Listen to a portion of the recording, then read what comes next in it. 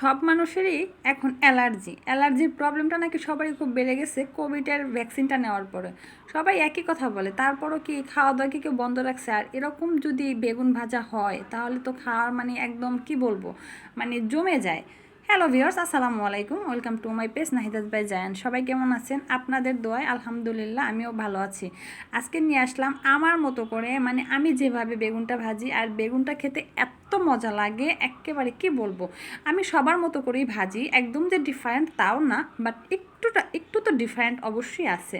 তো চলুন বেশি বকবক না করে মূল ভিডিওতে চলে যাই। আমি এখানে বেগুনগুলোকে হলুদ মরিচ আর তারপরে ধনিয়ার গুঁড়া জিরার গুঁড়া আর হচ্ছে একটু বাটা মশলা দিয়েছি, বলতে রসুন বাটা দিয়েছি, একটু আদা বাটা দিয়েছি। আমি এগুলো দিয়ে সুন্দরভাবে বেগুনগুলোকে একদম মাখায় নিছি, একদম গায়ে গায়ে সুন্দর করে মাখায় নিছি। দেন এটাকে 5 মিনিটের জন্য রেখে দিছি। 5 মিনিট পরে আমি এটাকে ভাজতেছি। তো আমি একটা প্যানের মধ্যে তেল দিয়ে দিলাম, তেলটা গরম হয়ে যাওয়ার পর বেগুনগুলো দিয়ে দিলাম। আর বেগুনগুলোর সাইজ মাশাআল্লাহ এত সুন্দর, মানে এত বড় ছিল, আর বেগুনগুলো এমনিতেও অনেক সুন্দর ছিল, একটা বেগুনে কোনো পোকা ছিল না।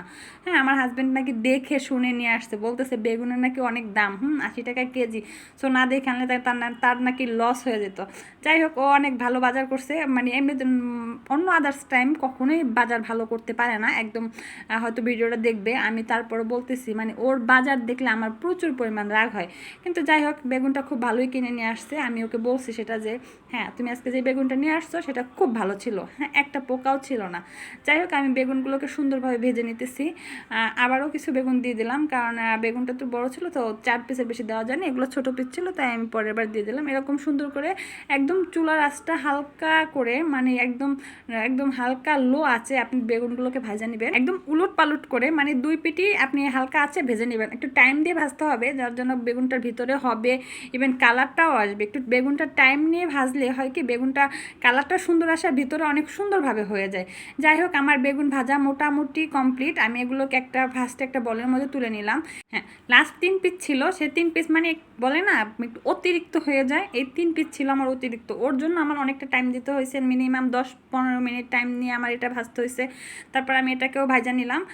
এটাকেও আমি ভাজার পরে আমি একটা প্যানে নিলাম, ওই যেই প্যানটাতে আমি বেগুন ভাজছি সেটাই আবার নিলাম, ওইটার মধ্যে আমি একটু পেস্ট দিয়ে দিলাম। হ্যাঁ, পেস্তা করে নেব আমি, মোটামুটি ভালোই পেস্ট দিছি। আমি এই পেস্টটাকে সুন্দর করে নাইরা একদম একটু তেল দিয়ে দিছি তার সাথে, কারণ বেগুনের কড়াইতে তো তেল ছিলই, তারপর আমি এক্সট্রা আরেকটু তেল অ্যাড করে দিছি।